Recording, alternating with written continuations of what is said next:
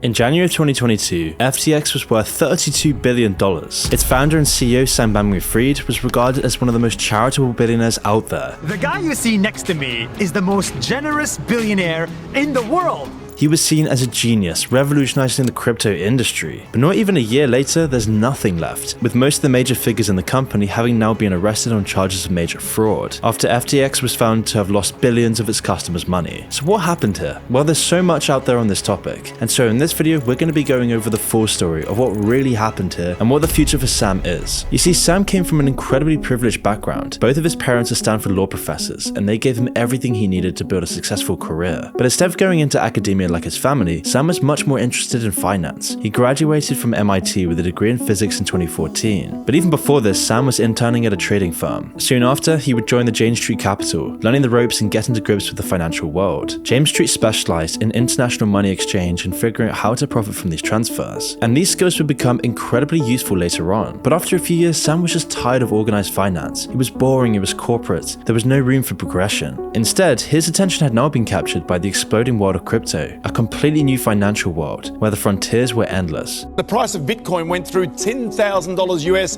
for the very first time 24 hours ago. But sorry, that's old news, because overnight the price of Bitcoin went through $11,000 for the very first time. Yep, $1,000 it made overnight. Which is why just 3 years after starting his career, Sam quit Jane Street and founded his own trading firm, Alameda Research. Sam owned 90% of this new company and used it to facilitate million-dollar crypto trades. One of the key ways he found major success was by exploiting differences in value between international markets, where Sam could make millions in profits, with one of his first schemes to buy Bitcoin from vendors in the US at lower prices, then sell it on to Japanese exchanges for much more. To do this, Sam had to jump through lots of hoops to make these trades happen, because at first he even needed people with dual Japanese-American dual nationality to queue up in person and send money between countries. Although Sam's experience at Jane Street had given him the tools to deal with these complexities, and this put him in a great position to take advantage of the new international crypto market. But Sam was also prepared to take a few shortcuts and bend the rules to get what he wanted. And that's why he chose the name Alameda Research to hide the company's true intentions, a fact that he would be forced to admit in an interview last year.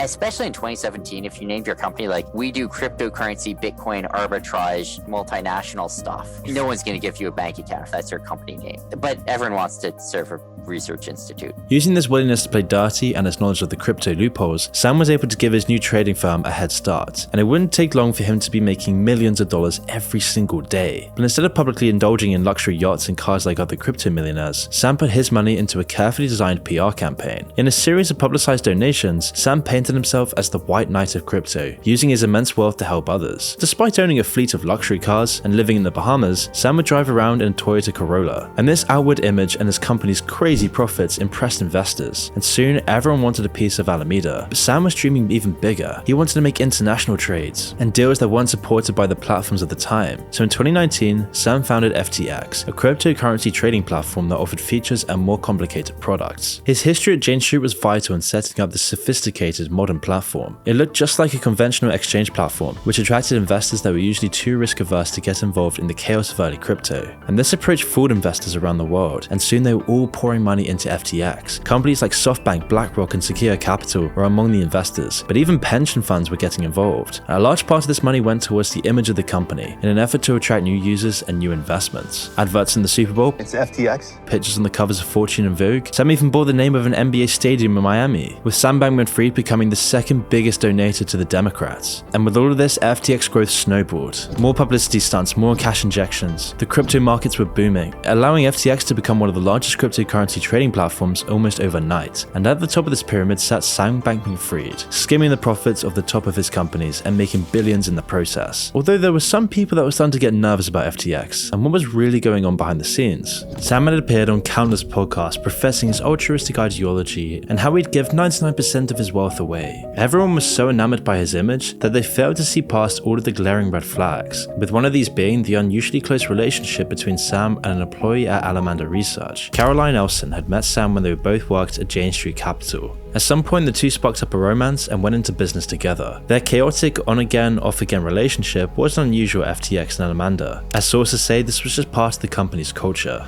But what was even more concerning were Caroline's leaked tweets professing a love for amphetamine use. Adding in things like Sam's habit of playing League of Legends during meetings, and you get a picture of the disorganized and childish company that they were running. So it shouldn't be any surprise that Ellison was eventually made CEO of Alameda Research in April of 2022. But there were also signs that something much more dangerous and criminal was playing out. In a now infamous interview, Sam Bankman-Fried describes his business plan in a way that sounded suspiciously similar to a Ponzi scheme. Now, a Ponzi scheme isn't anything new. It's one of the oldest tricks in the book. The first step is to make up an investment opportunity that promises wild returns with little risk. It doesn't have to be real, it just needs to sound enticing. Then you create hype around the opportunity, putting in some money to start it off and get the ball rolling. And then once enough people fall for the scam, you use their investments to pay the first investors. This process keeps going and going, with the owners of the scam constantly skimming profits off the top by misusing the investors' money. And Sam gave his business a very similar description. First, he made up a product. Sam says that it has no value, but he gives it a $20 million valuation out of thin air to entice investments. X token has some market cap, right? It's probably not zero, but let's say it's, $20 million market cap. Then he markets the box as an investment opportunity, trying to entice people into putting money into the box. Using his reputation in companies, the value of the box rises and rises based on his interest and this interest alone. Right, so they pour another $300 million in the box, and you get a cycle, and then it goes to infinity, and then everyone makes money.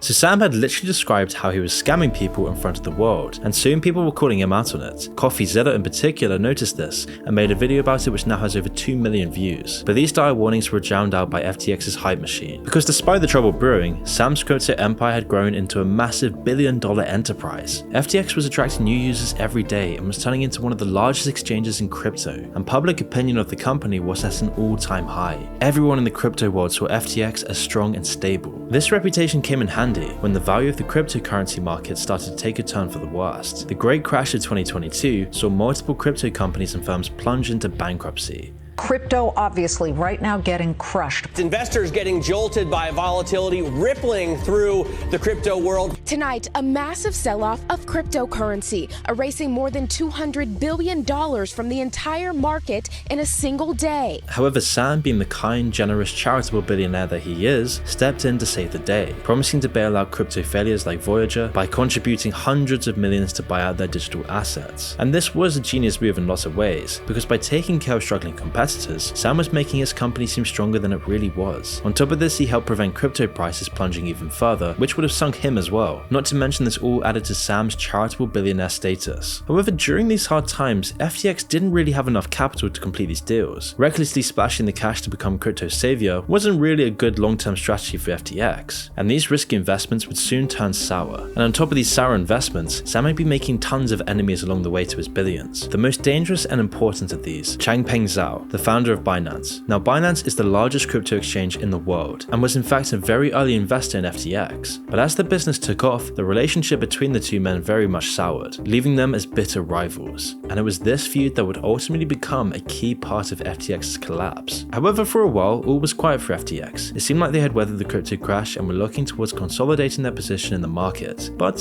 in November, everything started to come crashing down. And one would come out of the next month would see Sam and his cronies in jail and billions of dollars vanishing into thin air.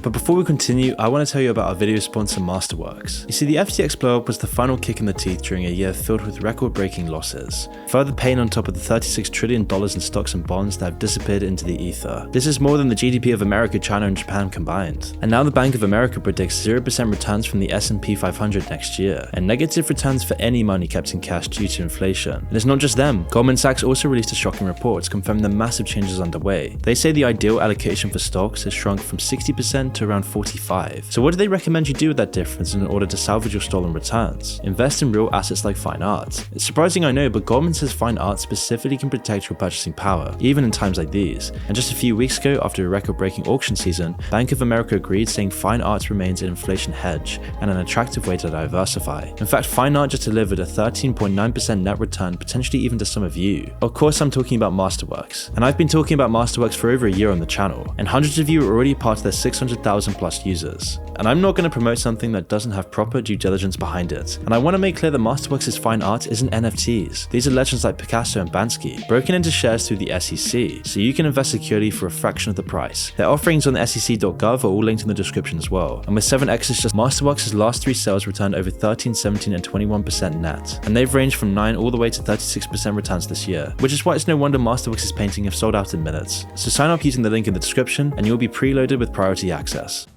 You see, leaked documents from Alameda shone a light on the close relationship between Alameda Research and FTX. Everyone knew the companies worked in tandem, but nobody suspected how interlinked the two really were. And it turned out that lots of Alameda's assets were held in FTT, a crypto token created for and used on FTX. Now, this was incredibly dubious, as whilst FTT was worth around $25 at the time, it had still been created by FTX and its value was completely tied to FTX's worth as a company. And whilst this technically counted as an asset for the company, it was impossible to turn into real money in a very short time. If Alameda tried to liquidate their assets, the sheer amount of FTT released would lead to a plunge in demand and price, making the billions worthless. FTX and Alameda were meant to be separate companies, so people didn't have enough time to figure out how illegal this truly was. However, the floodgates had now been opened, and soon it was going to be all over for Bankman-Fried's crypto empire. As in the few days after this news came out, FTT dropped by over 10%, and Sam's longtime rival, Changpeng Zhao, saw his moment to strike, announcing on Twitter that he would be selling off billions of dollars worth of FTT. Ellison, having only been CEO for a few months, panicked and offered to buy it off of him to keep FTT stable.